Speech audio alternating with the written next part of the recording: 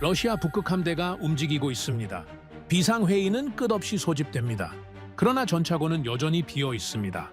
이것이 가장 치명적입니다. 적은 전진하는데 우리는 움직일 전력이 없습니다. 3년입니다. 전차는 단 한 대도 오지 않았습니다. 장병들은 40년 된 전차에 그들의 생명을 걸고 있습니다. 그날 제가 작성한 보고서는 명확했습니다. 혹한 시험, 기동성, 납기, 모든 지표가 단 하나의 국가를 가리키고 있었습니다. 하지만 결정은 정반대로 내려졌고 그 순간부터 북부 방어선은 천천히 그러나 분명하게 어둠 속으로 미끄러졌습니다. 이제야 저는 인정합니다. 이는 행정의 지연이 아니라 국가가 스스로 방벽을 무너뜨린 선택이었습니다. 그리고 지금 다시 그 이름이 거론되고 있습니다. 지난 몇 년간 드러난 충격적인 기록, 지금 시작합니다. 사연 시작 전 구독과 좋아요로 대한민국을 응원해주세요. 영하 20도. 바람이 얼굴을 찢습니다. 노르웨이 북부 시험장엔 두 대의 전차가 서 있었습니다. 독일의 레오파드, 그리고 한국 K2. 저는 평가단 선임 분석관으로서 이 둘을 비교해야 했죠. 공정해야 한다고 다짐했습니다. 하지만 K2가 움직이기 시작한 순간 공정함 같은 건 필요 없어졌습니다. 혹한 시험장에서 K2는 모든 면에서 승리했습니다. 성능, 신뢰성, 기동성. 그런데 회의실에선 전혀 다른 단어들이 오갔습니다. 나토 균형, 외교 조율, 정치적 고려. 그날 저는 깨달았습니다. 전차가 아니라 국가가 시험받고 있다는 것을요. 저는 하일리히 볼드센입니다. 노르웨이 육군 지상전력평가국 선임 분석관으로 23년간 근무했죠. 트롬소에서 태어나 군에 입대한 뒤 혹한 기동전과 기갑전력 평가를 전문으로 해왔습니다. 북유럽 전선에서 전차란 단순한 무기가 아닙니다. 영하 30도를 견디고 눈 덮인 경사를 오르며 적의 포탄을 막아내는 방벽이죠. 그래서 저는 전차를 볼 때 감정을 배제합니다. 수치와 데이터만 봅니다. 그게 제 원칙이었습니다. 2019년 겨울 노르웨이는 차기 주력전차 선정을 위한 혹한 적응 시험을 진행했습니다. 후보는 두 개였죠. 독일 레오파드와 한국 K2. 저는 평가단 핵심 멤버로 참여했습니다. 솔직히 말하면 처음엔 K2에 회의적이었습니다. 비유럽산 전차가 북유럽 환경을 제대로 이해할 수 있을까 하는 의구심이 있었죠. 하지만 그건 제 편견이었습니다. 완전히 뒤집어질 편견이었습니다. 시험 첫날 아침, 시험장 기온은 영하 21도였습니다. 손가락이 시리고 입김이 하얗게 얼어붙는 날씨였죠. 이런 환경에서 기계는 말을 듣지 않습니다. 유압이 굳고 엔진이 신음하며 장비가 얼어붙습니다. 그래서 혹한 시험은 까다롭습니다. 전차의 진짜 체력을 시험하는 겁니다. K2가 먼저 엔진을 켰습니다. 저는 스톱워치를 눌렀습니다. 시동이 걸리는데 2.8초. 레오파드도 문제없이 시동을 걸었지만 3.3초가 걸렸습니다. 0.5초 차이, 별것 아닌 것처럼 들릴 수 있습니다. 하지만 전장에서 0.5초는 생존과 죽음을 가르는 시간입니다. 저는 노트에 적었습니다. K2 엔진 반응 속도 우위. 기동 시험이 시작됐습니다. K2가 경사로를 향해 움직였습니다. 눈이 30cm 이상 쌓인 15도 경사, 일반 전차라면 속도를 줄여야 하는 구간이었죠. 그런데 K2는 속도를 유지했습니다. 아니, 오히려 가속했습니다. 궤도가 눈을 갈아치우며 앞으로 나아갔고 차체는 한치의 흔들림도 없었습니다. 그리고 언덕 중턱에서 멈추지 않고 포탑을 돌렸습니다. 이동 사격 준비였죠. 포성이 울렸습니다. 첫 발이었습니다. 관통이었습니다. 저는 쌍안경을 내렸습니다. 1200m 거리의 표적이 뚫려 있었습니다. 옆에 서 있던 노르웨이 평가관이 낮게 중얼거렸습니다. 이 정도면 논의는 끝났군. 저도 같은 생각이었습니다. 이건 단순한 명중이 아니었습니다. 이동 중 경사로에서 영하의 환경에서 첫 발의 표적을 뚫어버린 것이죠. 이건 기계가 아니라 살아있는 야수였습니다. 레오파드 차례가 왔습니다. 독일 전차는 여전히 훌륭했습니다. 장갑도 두껍고 포도 강력했죠. 경사로를 오르는 것도 문제 없었습니다. 하지만 미묘한 차이가 보였습니다. 속도 조절이 필요했고 이동 사격 시 차체 흔들림이 K2보다 컸습니다. 첫 발은 빗나갔고 두 번째 발에서 명중했습니다. 나쁘지 않았습니다. 하지만 K2와 비교하면 한 박자 느렸습니다. 저는 노트에 계속 적어 내려갔습니다. K2 기동성 우위 명확, 사격 안정성 탁월, 경사 적응력 최상, 그리고 한 줄을 더 추가했습니다. 혹한 환경 최적화 전차, 탄약 적응 테스트도 진행됐습니다. 영하 환경에선 탄약의 화약 반응 속도가 달라집니다. 냉각된 상태에서 첫 발을 쏠 때 불량률이 생기는 경우가 많죠. K2는 문제가 없었습니다. 10발 중 10발 모두 정상 발사, 정상 명중이었습니다. 레오파드는 10발 중 1발에서 미세한 지연이 발생했습니다. 0.3초 정도였습니다. 큰 문제는 아니었지만 전장에선 그 0.3초가 생사를 가릅니다. 야간 기동 테스트까지 끝났을 때 저는 확신했습니다. K2가 우리가 찾던 전차라는 것을요. 열화상 장비 반응 속도, 야간 조준 정확도, 저온 환경 내구성, 모든 면에서 K2가 앞섰습니다. 이건 편견이 아니라 데이터였습니다. 숫자가 증명했고 현장이 보여줬습니다. 저는 그날 밤 숙소로 돌아와 보고서 초안을 작성했습니다. 결론은 명확했습니다. K2는 기동성, 엔진 반응성, 사격 안정성에서 우위가 명확하다. 노르웨이 북부 전선 환경에 최적화된 전차로 판단된다. 저는 이 문장을 3번 읽었습니다. 틀린 곳이 없었습니다. 이건 의견이 아니라 사실이었습니다. 평가단 내부 회의가 열렸습니다. 8명의 평가관이 모두 같은 결론을 내렸습니다. K2가 낫다. 이의를 제기하는 사람은 없었습니다. 기술 책임자가 말했습니다. 이 정도 차이면 선택은 명백합니다.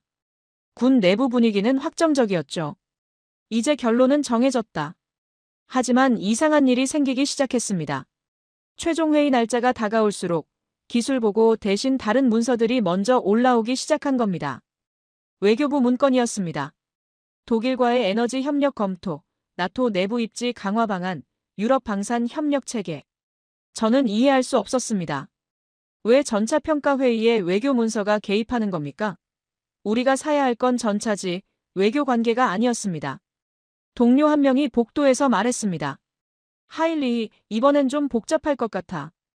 위에서 독일 쪽을 밀어주고 싶어 하는 것 같더군. 저는 되물었습니다.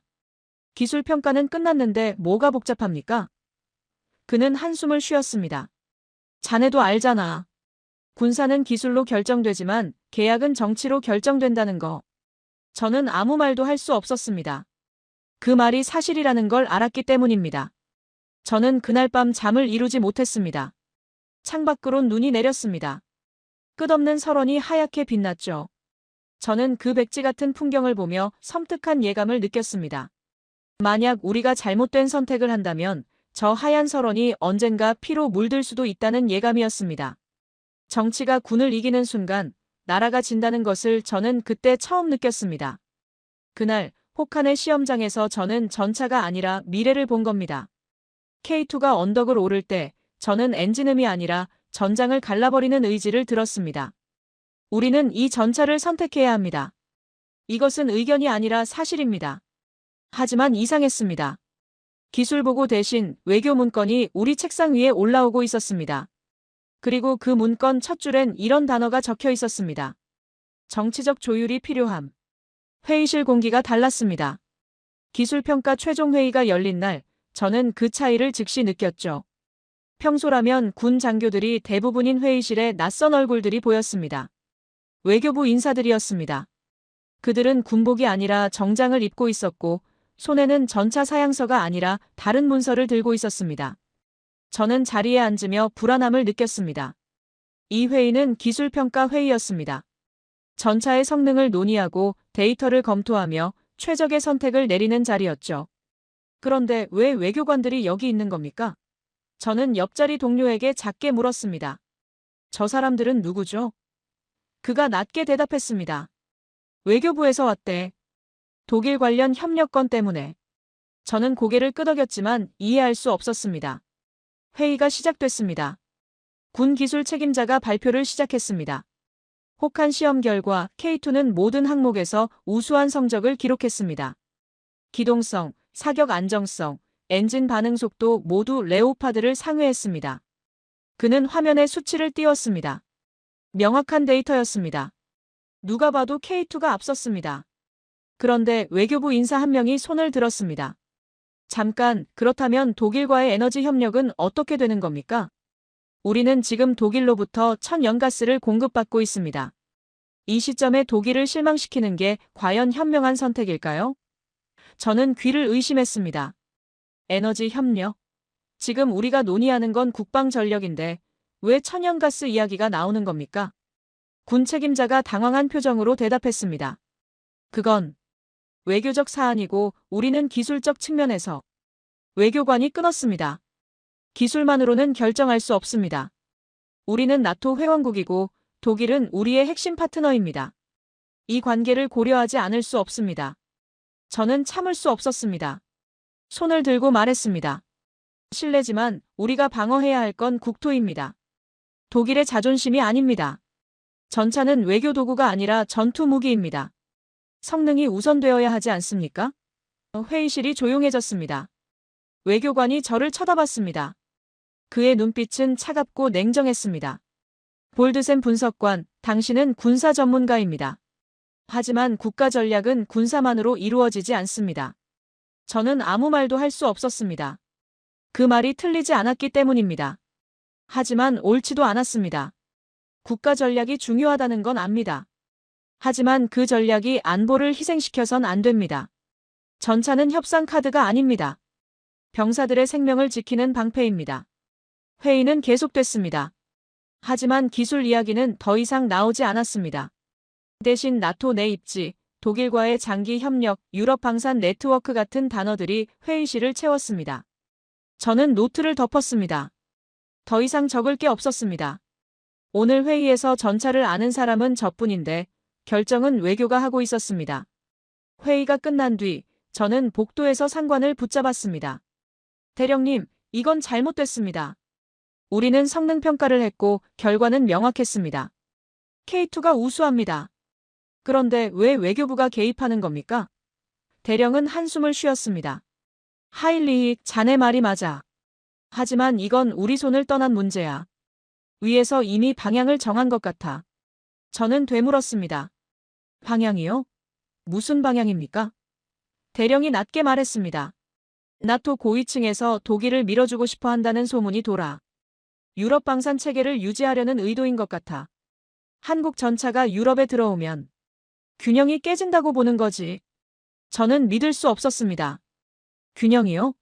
우리 병사들 목숨보다 균형이 중요합니까? 대령은 아무 말도 하지 않았습니다. 그의 침묵이 답이었습니다. 저는 그날 깨달았습니다. 군의 판단을 외교가 짓밟기 시작했다는 것을요. 며칠 뒤 저는 최종 보고서 초안을 받았습니다. 제목이 바뀌어 있었습니다. 원래 제목은 차기 주력전차 기술 비교 평가 보고서였습니다. 새로운 제목은 노르웨이 독일 전략 협력 검토 보고서였습니다. 저는 첫 페이지를 넘겼습니다.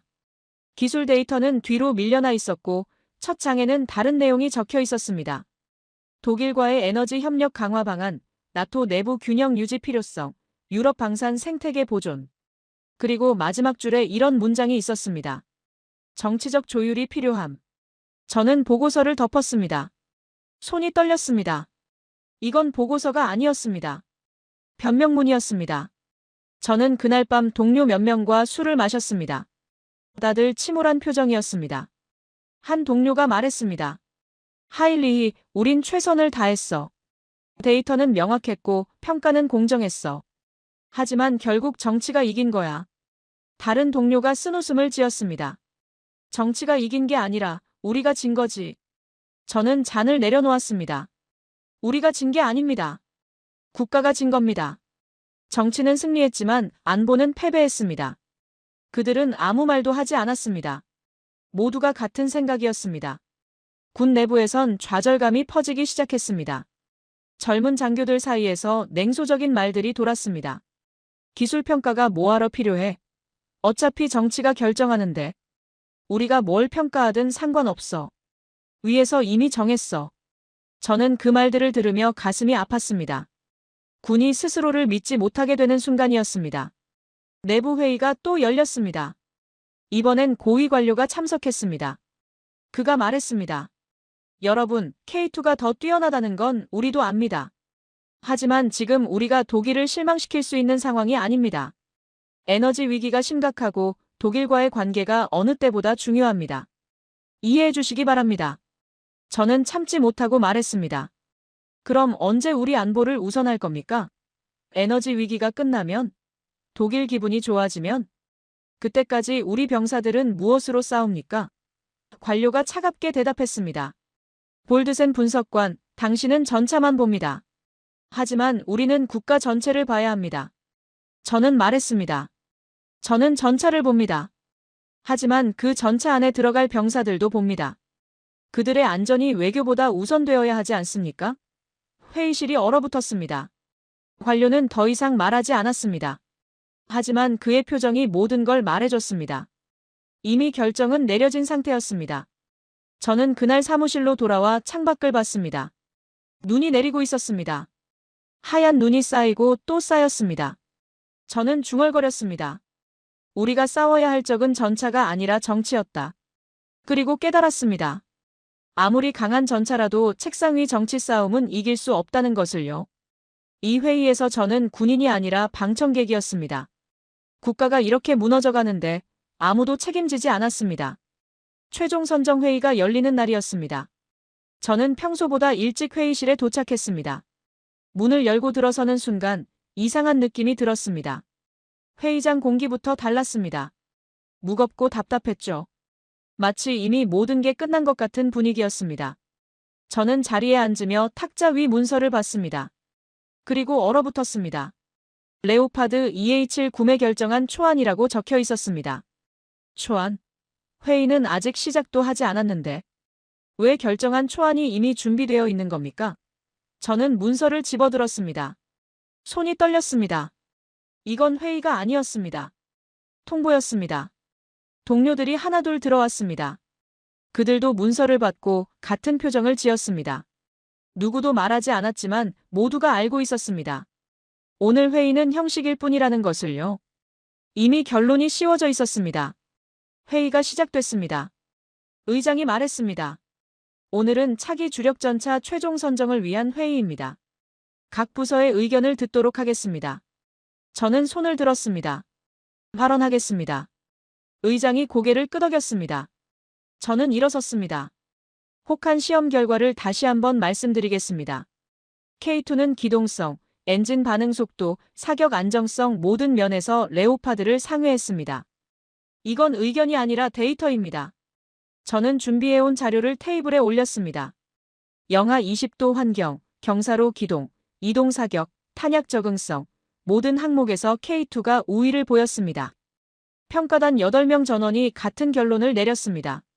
저는 숨을 고르고 말을 이었습니다. 정치적 판단으로는 안보를 지킬 수 없습니다. 전차는 외교 도구가 아닙니다.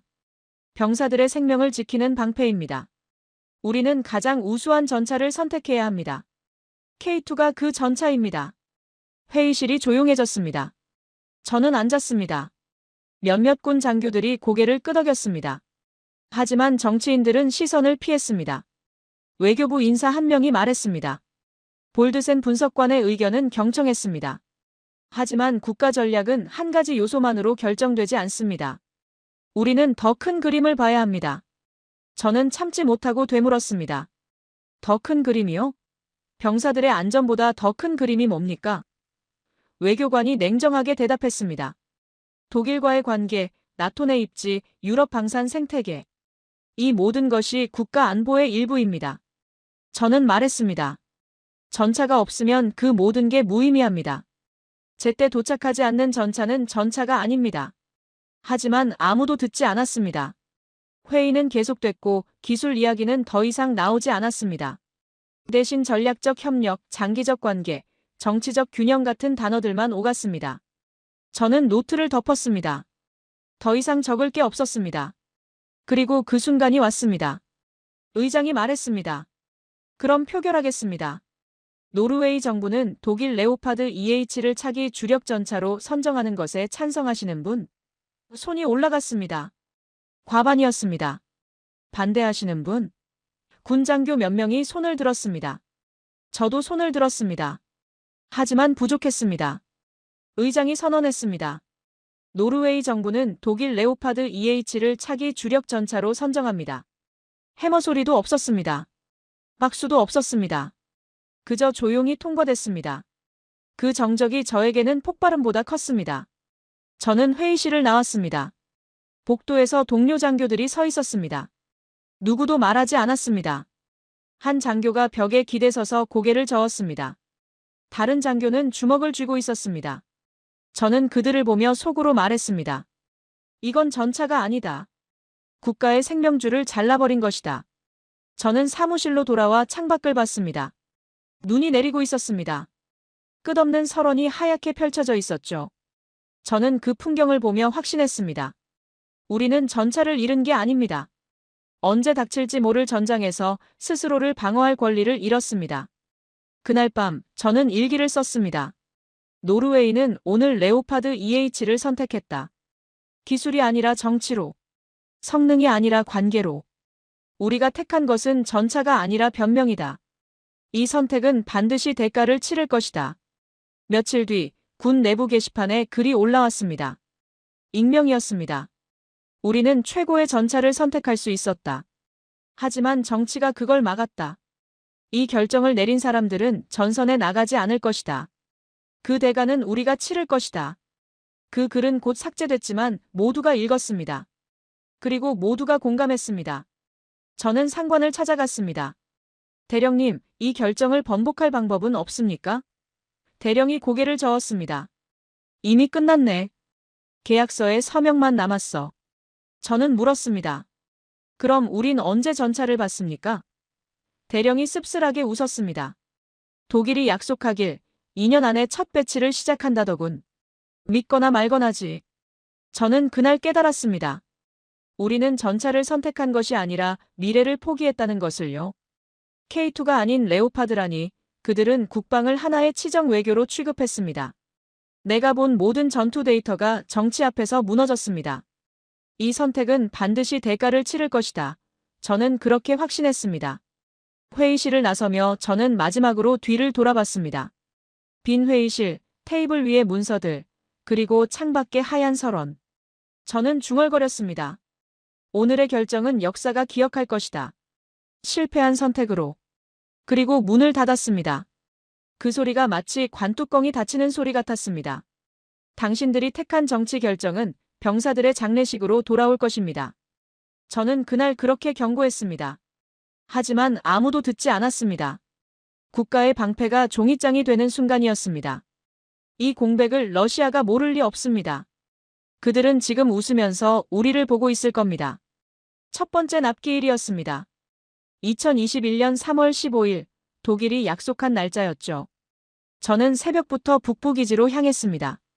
전차를 받을 준비를 하는 대기조가 이미 도착해 있었습니다. 젊은 병사들이었습니다. 그들은 설레는 표정으로 기다리고 있었죠. 드디어 새 전차가 옵니다. 한 병사가 말했습니다. 저는 아무 말도 하지 못했습니다. 오전 10시가 됐습니다. 아무것도 오지 않았습니다. 11시, 12시, 오후 1시. 여전히 아무것도 없었습니다. 그리고 오후 3시 연락이 왔습니다. 독일 국방부로부터였습니다. 생산 일정 조정으로 인해 납기가 연기됩니다. 양해 부탁드립니다. 단 2줄이었습니다. 저는 병사들을 봤습니다. 그들의 표정이 굳어졌습니다. 한 병사가 물었습니다. 분석관님, 언제 옵니까? 저는 대답할 수 없었습니다. 모르겠다. 독일이 새 날짜를 알려줄 것이다. 병사들은 아무 말 없이 돌아갔습니다.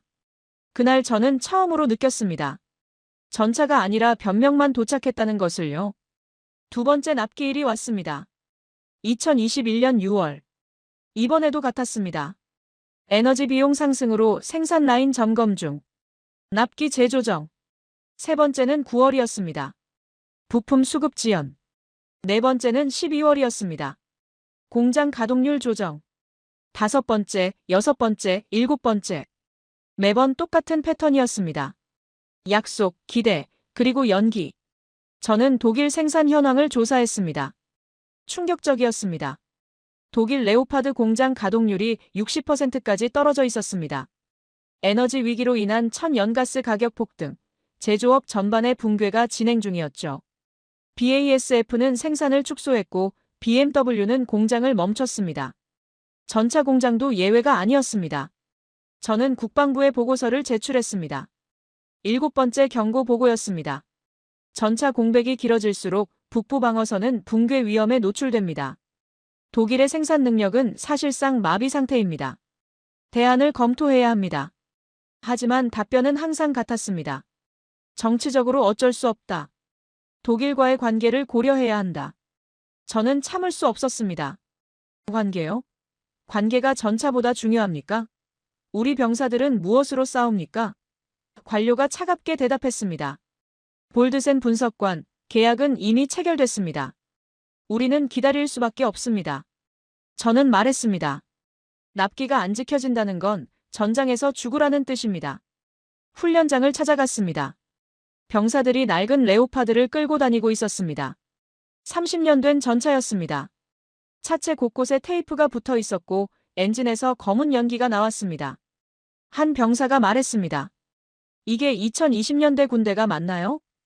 다른 병사가 웃으며 대답했습니다. 우린 박물관 전차로 전쟁 준비하는 거야. 저는 그 모습을 보고 씁쓸한 독백을 남겼습니다. 정치가 병사들의 생명을 앗아가고 있다. 이제는 놀랍지도 않다. 우리는 그냥 기다리는 나라가 되었다. 군이 한 말 중 정치가 들은 건 단 하나도 없다. 2022년이 됐습니다. 여전히 전차는 오지 않았습니다. 3년이 지났습니다. 노르웨이가 받은 전차는 0대였습니다. 반면 노르웨이 북쪽 해역에서 러시아의 움직임이 포착되기 시작했습니다. 북극 함대가 증강 배치됐고 훈련 빈도가 늘어났습니다. 노르웨이 국방부는 비상회의를 열었습니다. 하지만 배치할 전차가 없었습니다. 저는 회의에서 말했습니다. 우리는 지금 손에 아무것도 없습니다. 러시아는 준비를 끝냈는데 우리는 여전히 독일의 변명만 듣고 있습니다. 한 장군이 물었습니다. 대안은 없나? 저는 대답했습니다. 있었습니다. K2였습니다. 하지만 우리는 그걸 선택하지 않았습니다. 회의실이 조용해졌습니다. 누구도 말하지 않았습니다. 모두가 알고 있었습니다. 우리가 잘못된 선택을 했다는 것을요. 하지만 인정하고 싶지 않았습니다. 인정하는 순간 책임을 져야 했으니까요. 저는 그날 밤 일기에 썼습니다. 전차가 오지 않은 날보다 더 무서운 건 아무도 책임지지 않는 나라였다. 국가의 방패는 강철이 아니라 신뢰다. 그리고 우리는 그 신뢰를 잃었다. 젊은 장교 한 명이 저를 찾아왔습니다. 분석관님, 이 상황을 어떻게 봐야 합니까? 저는 부하들에게 뭐라고 말해야 합니까? 저는 대답했습니다. 솔직하게 말해라. 우리가 실수했다고. 그리고 그 대가를 우리가 치르고 있다고. 장교가 물었습니다. 그럼 우리가 할 수 있는 건 뭡니까? 저는 창밖을 봤습니다. 눈이 내리고 있었습니다. 견디는 것뿐이다. 그리고 다시는 이런 실수를 반복하지 않는 것. 훈련장에서 또 사고가 났습니다. 낡은 레오파드의 엔진이 고장났고 수리 부품이 없어서 3주째 방치되고 있었습니다. 정비병이 말했습니다. 이 전차는 이제 못 씁니다. 폐기해야 합니다. 하지만 대체할 전차가 없었습니다. 그 전차는 여전히 훈련장에 서 있었습니다. 움직이지 못하는 쇳덩이로. 저는 그 광경을 보며 생각했습니다. 이 아이들은 나라를 위해 싸우려 하는데 나라는 아이들을 지킬 생각이 없다. 적은 준비를 끝냈는데 우리는 손에 아무것도 없다. 2023년 초 독일에서 또 연락이 왔습니다. 2024년부터 순차 인도 시작 예정. 저는 그 문서를 구겨버렸습니다. 얼마나 많은 약속을 들었습니까? 얼마나 많은 연기를 견뎠습니까? 정치가 전차보다 앞에 서는 순간 전쟁은 이미 패배한 것이다. 저는 상관에게 말했습니다. 대령님, 이건 더 이상 납기 지연이 아닙니다. 국가 안보의 붕괴입니다. 대령이 고개를 끄덕였습니다. 나도 안다. 하지만 우리가 할 수 있는 건 없어. 이미 계약했고 정치는 움직이지 않아. 저는 물었습니다. 그럼 우린 언제까지 기다려야 합니까? 대령이 씁쓸하게 웃었습니다. 독일이 일어설 때까지. 아니면 우리가 무너질 때까지. 저는 더 이상 말하지 않았습니다. 말해봤자 달라지는 건 없었으니까요. 3년. 우리 전차 숫자는 변하지 않았고 위험만 증가했다. 저는 그날 확신했습니다. 우리는 스스로 무장 해제하고 있다고. 그리고 그 대가는 반드시 올 것이라고. 2022년 가을 뉴스가 터졌습니다. 폴란드가 한국 K2 전차 180대 인수 완료. 저는 그 헤드라인을 보고 멈춰섰습니다. 완료? 벌써? 폴란드가 계약한 게 언제였죠? 2022년 초였습니다. 1년도 안 됐습니다.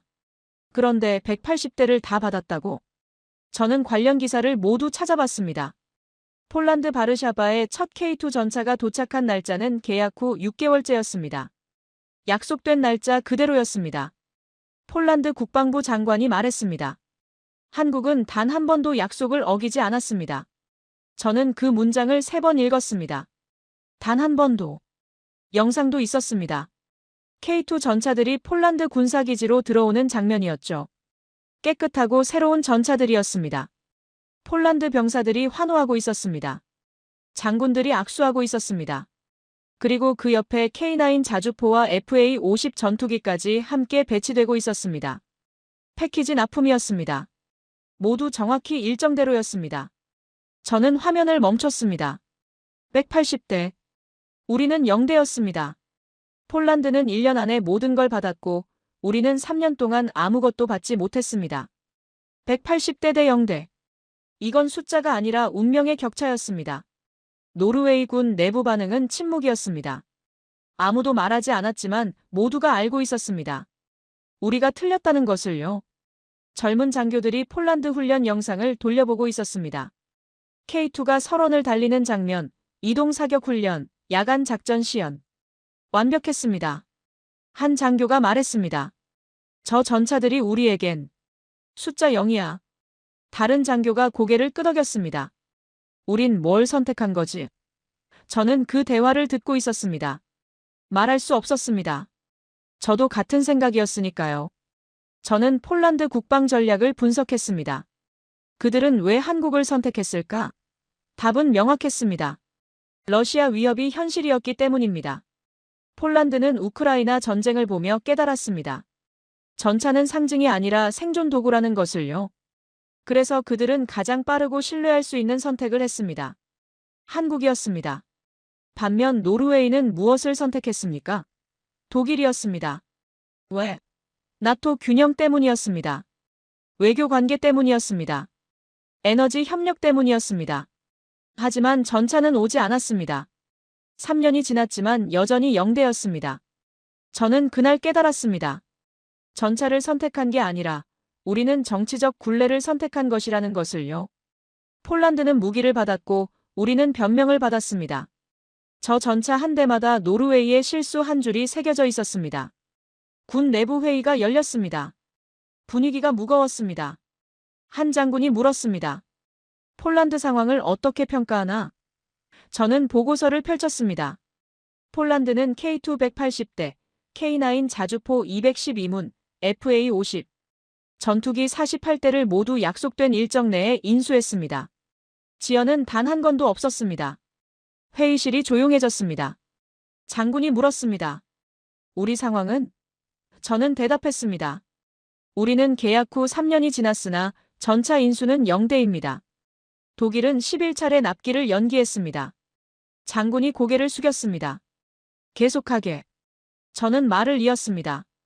폴란드는 현재 동부 전선에 K2를 배치하고 훈련을 완료했습니다. 전투준비 태세는 90% 이상으로 평가됩니다. 반면 노르웨이 북부 방어선은 여전히 노후 장비에 의존하고 있습니다. 전투준비 태세는 60% 미만입니다.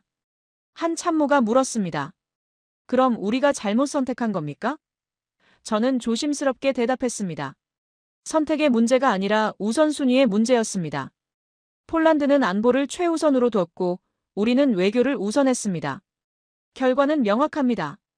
회의가 끝난 뒤 한 장교가 저를 찾아왔습니다. 분석관님, 솔직히 말씀해 주십시오. 우리가 K2를 선택했다면 어땠을까요? 저는 창밖을 봤습니다. 지금쯤 폴란드처럼 전력을 갖췄을 겁니다. 그리고 이런 회의는 하지 않았겠죠. 장교가 물었습니다. 그럼 지금이라도 바꿀 수 있습니까? 저는 고개를 저었습니다. 늦었습니다. 한국 생산 라인은 이미 다른 국가 주문으로 가득 찼습니다. 폴란드뿐 아니라 호주, 이집트, 루마니아까지 줄을 서 있습니다. 우리가 지금 주문해도 최소 3년은 기다려야 합니다. 장교의 표정이 어두워졌습니다. 그럼 우린 기회를 잃은 겁니까? 저는 대답했습니다. 그렇습니다. 우리는 타이밍을 잃었습니다. 그리고 그것은 곧 국가의 손실입니다. 저는 그날 밤 폴란드 국방부 자료를 더 찾아봤습니다. 놀라운 내용이 있었습니다. 폴란드는 한국과 기술 이전 협약까지 체결했습니다. 향후 폴란드 내에서 K2를 생산할 수 있는 라이선스까지 확보한 겁니다. 이건 단순한 구매가 아니었습니다. 전략적 파트너십이었습니다. 반면 노르웨이는 우리는 독일과 어떤 협력도 진전시키지 못했습니다. 전차는 오지 않고 기술 이전도 없고 파트너십도 없었습니다. 우리가 얻은 건 연기 통보뿐이었습니다. 저는 상관에게 보고했습니다. 대령님, 폴란드는 방위력을 상승시켰고 주변국이 경계하기 시작했습니다. 반면 우리는 북부 방어선이 뚫릴 우려 때문에 독자적 배치조차 불가능한 상태입니다. 대령이 한숨을 쉬었습니다. 이 차이는 뭔가? 저는 대답했습니다. 이 차이는 단순한 수량차가 아니라 국가의 생존 여부입니다. 폴란드는 전쟁을 앞에 두고 선택했고 우리는 외교를 앞세워 망설였습니다. 한국의 약속은 강철이었고 우리의 선택은 종이었습니다. 대령이 물었습니다. 그럼 우린 어떻게 해야 하나? 저는 조용히 말했습니다. 인정해야 합니다. 우리가 잘못 선택했다는 것을요. 그리고 다시는 같은 실수를 반복하지 말아야 합니다. 군 내부에선 자조적인 분위기가 퍼졌습니다. 폴란드는 강해졌고 우리는 이유만 많아졌다는 말이 돌았습니다. 젊은 병사들은 폴란드 전차 영상을 보며 말했습니다. 저게 우리가 가질 수 있었던 전차야. 저는 그 말을 듣고 가슴이 아팠습니다. 맞는 말이었으니까요. 저는 그날 일기에 썼습니다. 180대 대 0대. 폴란드는 선택했고 우리는 눈치를 봤다. 저들은 방패를 얻었고 우리는 공백을 얻었다. 우린 잘못된 싸움에 진 것이다. 정치는 승리했고 안보는 패배했다. 이건 국가적 재앙이다. 인정해야 한다. 2023년 초 저는 유럽 방산 동향 보고서를 받았습니다. 독일 제조업 붕괴에 관한 내용이었죠. 저는 첫 페이지를 넘기고 얼어붙었습니다. 에너지 비용 280% 폭등. BASF 화학 공장 생산 축소 50%. BMW 자동차 공장 가동 중단. 그리고 레오파드 전차 공장 가동률 60% 급락. 저는 그 숫자들을 다시 확인했습니다. 60%? 이건 일시적 문제가 아니었습니다. 구조적 붕괴였습니다. 독일은 천연가스를 러시아에서 수입했습니다. 우크라이나 전쟁으로 그 공급망이 끊겼죠. 대체 에너지원을 찾았지만 가격은 3배 이상 뛰었습니다. 독일 제조업 전체가 흔들렸습니다. 저는 머리를 감싸쥐었습니다. 우리는 쓰러져가는 나라에 전차를 맡겼다. 2019년에 계약할 때 독일은 견고해 보였습니다. 유럽 최강의 제조업 국가였죠.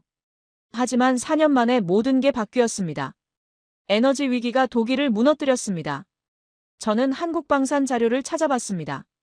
대조적이었습니다.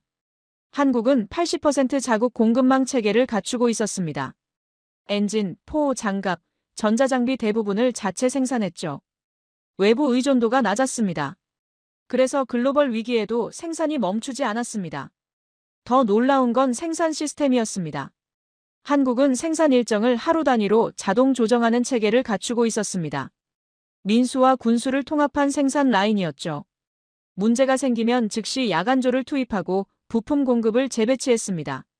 지연 요인을 실시간으로 제거하는 시스템이었습니다. 저는 경악했습니다. 이건 군사력이 아니라 산업전쟁의 승리다. 한화와 현대로템 엔지니어들이 공정표를 매일 수정하며 납기를 맞춰가고 있었습니다. 독일은 한 달 단위로 생산을 계획했지만 한국은 하루 단위로 움직였습니다. 속도가 달랐습니다. 저는 국제방산 평가 자료도 찾아봤습니다. 미국과 유럽에서 K9 자주포를 테스트한 결과였습니다. 극찬이었습니다. 신뢰성 최상, 정비 편의성 우수, 가격 대비 성능 압도적. 미국 육군도 K9 도입을 검토 중이었습니다. 더 충격적인 건 일본 반응이었습니다. 일본 방위성 내부 문건이 유출됐는데 거기엔 이렇게 적혀 있었습니다. 한국 방산이 위협이 되고 있다. 기술력과 생산 속도 모두 우리를 앞서고 있다. 일본조차 한국을 경계하기 시작한 겁니다. 저는 중얼거렸습니다. 한국은 정치가 아니라 실력으로 증명하고 있다. 그들은 말이 아니라 납기로 싸우고 있었습니다. 약속을 지키는 것, 그것이 가장 강력한 무기였습니다. 반면 독일의 현실은 참담했습니다. 저는 독일 방산업체 내부 보고서를 입수했습니다. 레오파드 생산 라인은 사실상 정상화가 불가능한 상태였습니다. 에너지 비용 문제는 단기간에 해결될 수 없었죠. 최소 5년은 걸릴 것으로 예상됐습니다. 독일은 자국 군대에 공급할 전차도 제때 못 만들고 있었습니다. 독일군 내부에서도 불만이 터져나왔습니다. 우리도 전차가 필요한데 왜 수출 계약을 받았나? 독일 정부는 궁지에 몰렸습니다. 약속은 했지만 지킬 수 없었습니다. 저는 노르웨이 국방부에 긴급 보고서를 제출했습니다. 독일은 우리에게 전차를 공급할 능력을 상실했습니다. 이건 일시적 지연이 아니라 구조적 불가능입니다. 대안을 마련해야 합니다. 하지만 답변은 여전히 같았습니다.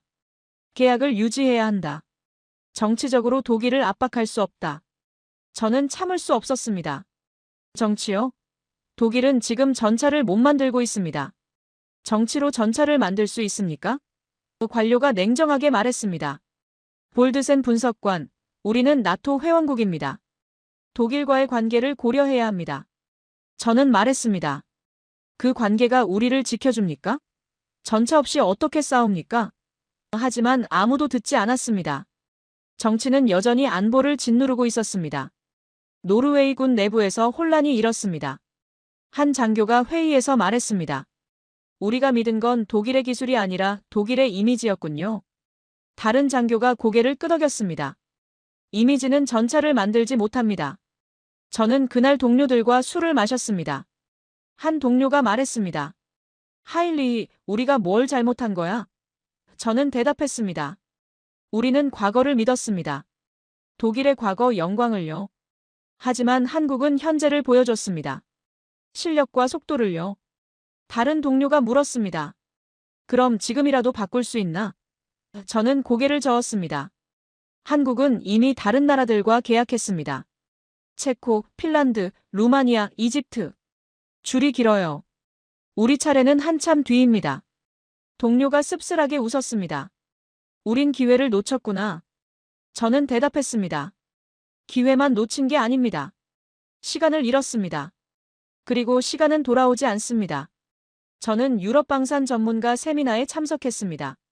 거기서 한 독일 전문가를 만났습니다. 그에게 물었습니다. 독일은 언제 정상화됩니까? 그가 솔직하게 대답했습니다. 모르겠습니다. 에너지 구조가 바뀌어야 하는데 그건 정치 문제입니다. 5년? 10년? 장담할 수 없습니다. 저는 물었습니다. 그럼 노르웨이 계약은? 그가 고개를 숙였습니다. 미안합니다. 우리도 어쩔 수 없습니다. 능력이 안 됩니다. 그 순간 저는 확신했습니다. 우리는 완전히 잘못 선택했다고. 유럽 안보 전문가 한 명이 발표했습니다. 한국이 이미 공백을 채웠고 그 자리는 다시 독일에게 돌아가지 않을 것입니다. 청중들이 웅성거렸습니다. 하지만 아무도 반박하지 못했습니다. 사실이었으니까요. 저는 그날 밤 호텔방에서 창밖을 봤습니다. 베를린의 불빛이 보였습니다. 한때 유럽 제조업의 심장이었던 도시였죠. 하지만 지금은 흔들리고 있었습니다. 저는 중얼거렸습니다. 독일은 거대한 공장이지만 한국은 거대한 엔진이었다. 우리는 이미 무너져가던 상징을 붙들고 있었다. 저는 노르웨이로 돌아와 최종 보고서를 작성했습니다. 한국의 납기는 신화가 아니라 시스템이었다.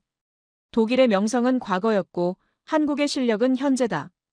국가의 운명을 정치에 맡기면 결과는 붕괴뿐이다. 저는 그 보고서를 제출했습니다. 하지만 아무도 읽지 않았을 겁니다. 이미 늦었으니까요. 2023년 여름 유럽 방산 시장에 지각 변동이 일어났습니다. 체코가 독일 레오파드 계약을 재검토하기 시작했습니다. 독일 물량 지연이 심각했기 때문이죠. 대신 체코는 한국 K9 자주포에 관심을 보였습니다. 핀란드도 움직였습니다. K9 추가 도입 협상을 시작한 겁니다. 노르웨이와 에스토니아도 K9 도입 검토에 들어갔습니다. 저는 이 소식들을 보며 숨이 막혔습니다. 유럽 전역이 움직이고 있었습니다. 모두가 한국을 선택하기 시작했죠. 네덜란드 군사평가단이 발표한 보고서가 결정적이었습니다. 한국은 유럽 방산이 갖지 못한 두 가지, 속도와 신뢰를 갖고 있다. 속도와 신뢰. 저는 그 두 단어를 계속 되뇌었습니다. 바로 우리가 잃어버린 것들이었습니다. 독일은 속도를 잃었고 우리는 신뢰를 잃었습니다. 반면 한국은 둘 다 가지고 있었습니다. 저는 유럽 각국의 움직임을 분석한 보고서를 작성했습니다. 유럽의 흐름이 바뀌고 있습니다. 독일 중심의 방산 체계가 무너지고 한국이 그 자리를 채우고 있습니다. 폴란드가 시작이었고 이제 전 유럽으로 확산되고 있습니다. 저는 회의 자료를 보고 중얼거렸습니다. 우린 이미 세계의 흐름에서 뒤처졌다. 군 내부 회의가 열렸습니다. 분위기가 심상치 않았습니다. 젊은 장교들이 불만을 터뜨리기 시작한 겁니다. 다른 나라는 미래로 달려가는데 우리는 제자리입니다. 한 소령이 말했습니다. 다른 장교가 거들었습니다. 폴란드는 벌써 전력화했고 체코도 움직이는데 우리만 독일 변명만 듣고 있습니다. 저는 그동안 참고 있던 말을 처음으로 공개적으로 쏟아냈습니다. 회의실 전체를 향해 말했습니다. 우리가 정치적 선택을 했다는 걸 인정합시다. 안보가 아니라 외교를 택했습니다. 그리고 그 대가는 전력 공백입니다. 우리는 지금 손에 아무것도 없습니다. 고위 관료가 말했습니다. 볼드센 분석관, 너무 극단적입니다. 독일도 곧 정상화될 것입니다. 저는 반박했습니다. 곧이요? 언제입니까? 5년 후입니까? 10년 후입니까? 그동안 우리는 무엇으로 방어합니까? 회의실이 얼어붙었습니다. 누구도 대답하지 못했습니다. 저는 계속 말했습니다. 누구도 책임을 지지 않습니다. 모두가 핑계만 말합니다. 에너지 위기, 독일 사정, 나토 관계. 하지만 진짜 이유는 하나입니다. 우리가 잘못 선택했다는 것입니다. 한 장군이 조용히 물었습니다. 그럼 어떻게 해야 합니까? 저는 대답했습니다. 인정해야 합니다. 그리고 바꿔야 합니다. 지금이라도 한국과 협상을 시작해야 합니다. 늦었지만 아예 안 하는 것보다는 낫습니다. 관료가 반대했습니다. 그럼 독일과의 계약은 어떻게 합니까? 저는 냉정하게 말했습니다. 독일은 이미 계약을 이행하지 못하고 있습니다. 위약이 아니라 재협상입니다. 우리가 먼저 계약을 깬 게 아닙니다. 독일이 못 지킨 겁니다. 회의 후 복도에서 여러 장교들이 저를 찾아왔습니다. 한 대위가 말했습니다. 분석관님, 오늘 말씀 고맙습니다. 누군가는 해야 할 말이었습니다. 다른 중령이 말했습니다. 우리도 알고 있었습니다. 하지만 말할 용기가 없었습니다. 군 장병들 사이에서 냉소가 확산됐습니다. 훈련장에서 들려오는 말들이었습니다. 폴란드는 벌써 훈련 영상까지 올라왔는데 우리는 뭐지? 한 병사가 말했습니다. 다른 병사가 비꼬았습니다. 전차가 아니라 고등어 주문했나 봐. 한참 안 오네. 저는 그 조롱들을 묵묵히 들었습니다. 목소리가 낮게 떨렸습니다. 이 조롱들은 사실이다. 그게 더 아프다. 군대 내부에서 자조가 나온다는 건 심각한 문제였습니다. 사기가 무너지고 있었습니다. 유럽 안보 전문가들의 평가가 발표됐습니다. 독일의 전차 생산 정상화는 최소 5년 이상 걸릴 것이라는 전망이었습니다. 한 전문가는 단언했습니다. 한국이 이미 공백을 채웠고 그 자리는 다시 독일에게 돌아가지 않을 것이다. 저는 그 문장을 읽고 가슴이 내려앉았습니다. 그 빈자리에 우리가 있어야 했는데 우리는 기회를 잡을 수 있었습니다. 2019년에 K2를 선택했다면 지금쯤 폴란드처럼 전력을 완비했을 겁니다. 하지만 우리는 정치를 선택했고 기회는 지나갔습니다. 노르웨이 국방부 내부에서 뒤늦은 움직임이 시작됐습니다. K2 추가 도입 검토가 언급만 되기 시작한 겁니다. 하지만 저는 현실을 알고 있었습니다. 한국 생산 라인은 이미 다른 나라들과 협상이 진행 중이었습니다. 폴란드 2차 주문, 루마니아, 이집트, 사우디아라비아. 줄이 길었습니다. 저는 담당 관료에게 물었습니다. 지금 주문하면 언제 받을 수 있습니까? 그 관료가 난처한 표정으로 대답했습니다. 최소 3년은 대기해야 할 것 같습니다. 한국 측에서 생산 스케줄이 꽉 찼다고 합니다. 저는 한숨을 쉬었습니다. 3년. 또다시 기다림이었습니다. 저는 절망적으로 결론 내렸습니다. 우린 기회를 잃었다. 전력을 잃은 것이 아니라 미래를 잃었다. 다른 나라는 미래를 준비하는데 우리는 과거를 붙잡고 있었습니다. 동료 한 명이 저를 찾아왔습니다. 하일리, 정말 방법이 없나? 저는 고개를 저었습니다. 이제 잡으려 해도 손이 닿지 않습니다. 타이밍을 놓쳤습니다. 그가 물었습니다. 타이밍이 그렇게 중요합니까? 저는 대답했습니다. 안 보는 기회가 아니라 타이밍입니다. 우리는 타이밍을 잃었고 그것은 곧 국가의 손실입니다.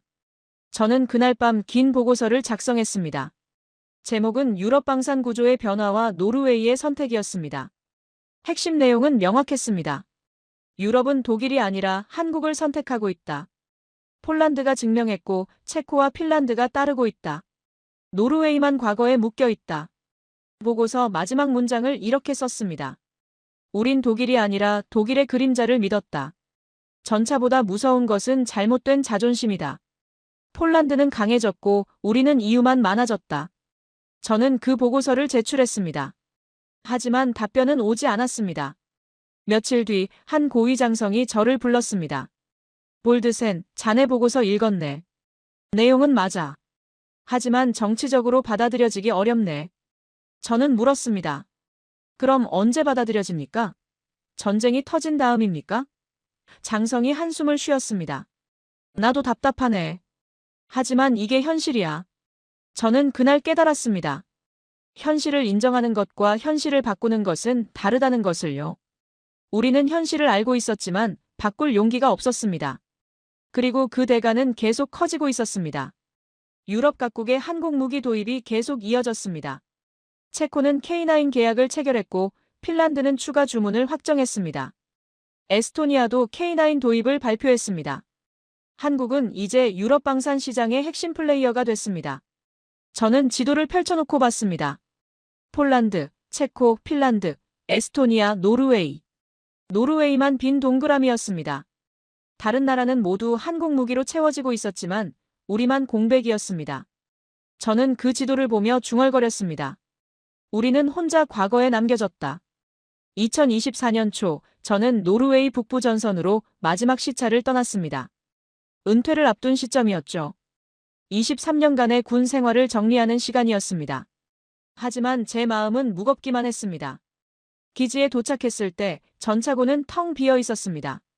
아니, 정확히는 움직이지 못하는 낡은 레오파드들만 서 있었습니다. 30년이 넘은 전차들이었죠.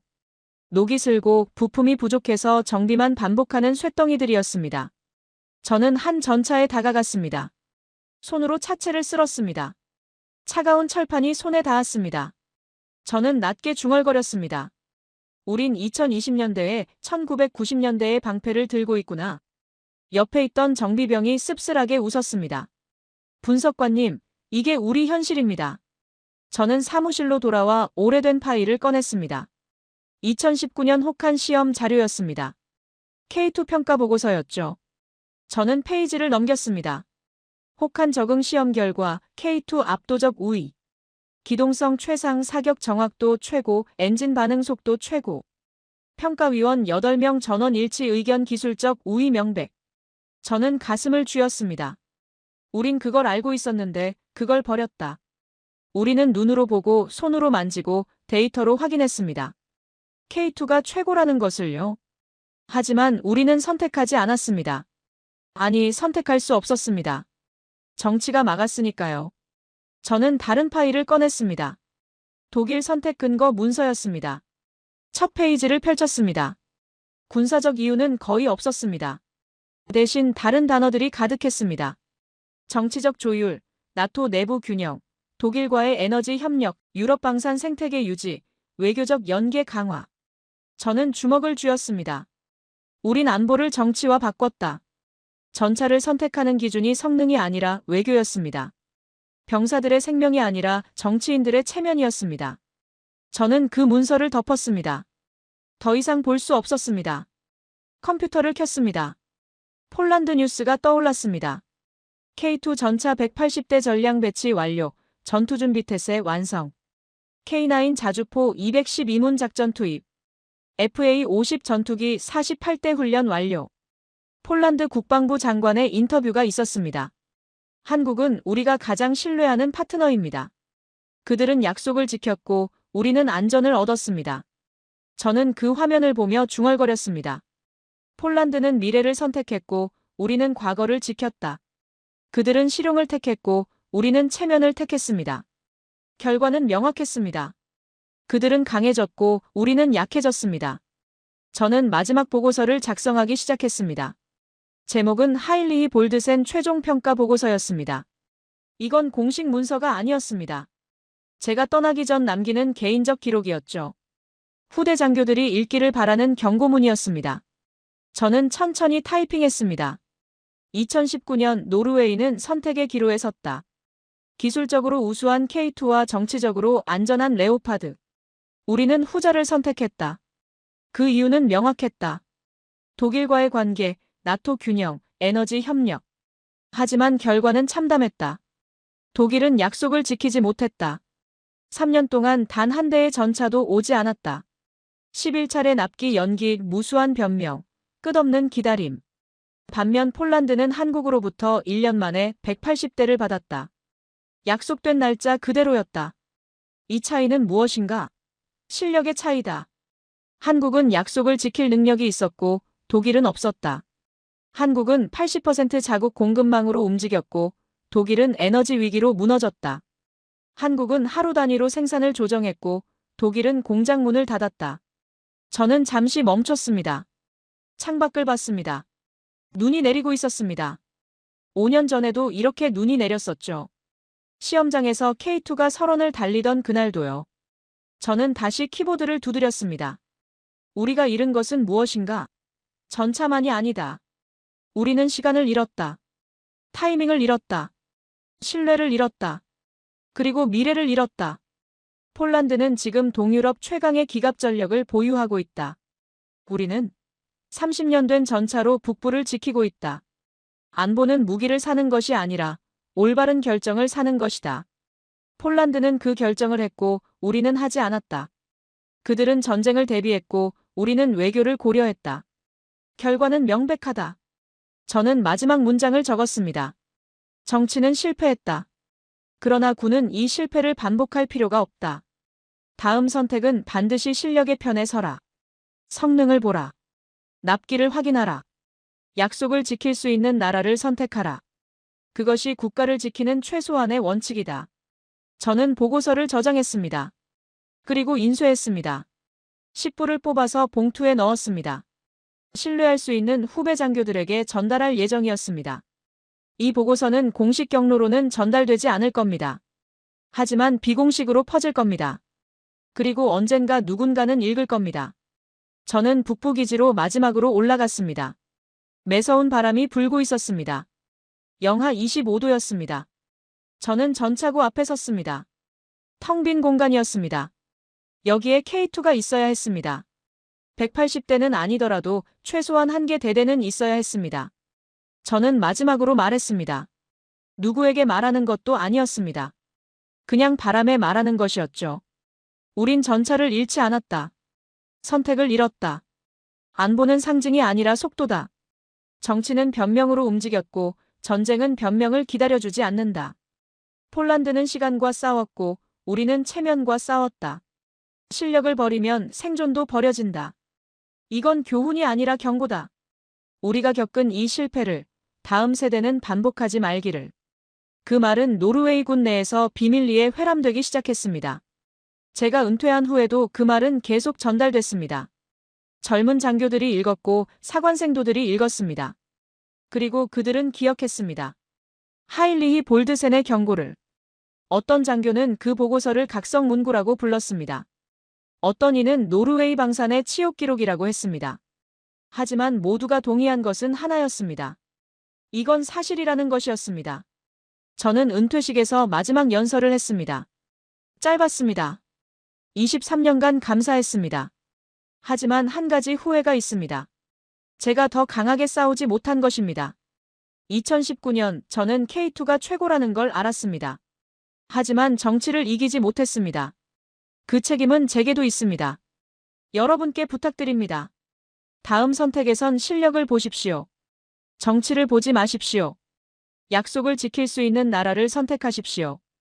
그것이 병사들을 지키는 길입니다. 박수가 터졌습니다. 하지만 저는 박수를 받을 자격이 없다고 느꼈습니다. 저는 싸웠지만 이기지 못했으니까요. 노르웨이 북부 전선은 지금도 공백 상태입니다. 전차 전력이 완비되지 않은 기간이 5년을 넘어섰습니다. 이는 단순한 행정 지연이 아니라 전략적 위험으로 분류됩니다. 우리는 성능 우위의 K2를 알고 있었고 현장 시험에서 확인했으며 보고서에도 명확히 기록했습니다. 그럼에도 정치적 고려를 우선했고 결과적으로 자국 방어 능력을 스스로 약화시켰습니다. 동일 시기에 폴란드는 한국 장비를 즉시 전력화하며 전선을 안정시켰고 이는 결코 무시할 수 없는 대비입니다. 전력 공백은 시간을 들여도 메울 수 있으나 결정의 신뢰도는 복구가 어렵습니다. 다음 선택만큼은 감정도 체면도 배제하고 오직 실전 능력에 근거해야 합니다. 그것이 국가를 지키는 최소한의 원칙입니다. 이것이 제가 23년간 배운 마지막 교훈입니다. 그리고 만약 누군가 제게 묻는다면 저는 주저없이 대답할 겁니다. 노르웨이는 한국을 선택했어야 했습니다. K2를 선택했어야 했습니다. 그것이 정답이었습니다. 오늘 사연에 대한 여러분의 생각을 댓글로 남겨주세요. 오늘 들려드린 사연에 공감하셨다면 구독과 좋아요 눌러주시고 주변 분들과도 공유해주세요. 여러분의 작은 관심과 응원이 영상 제작에 큰 힘이 됩니다. 오늘도 여러분의 하루의 작은 즐거움이라도 되었기를 바라며 지금까지 감동뭉클이었습니다. 끝까지 시청해주셔서 감사합니다. 다음에 더 감동적인 사연으로 찾아뵙겠습니다.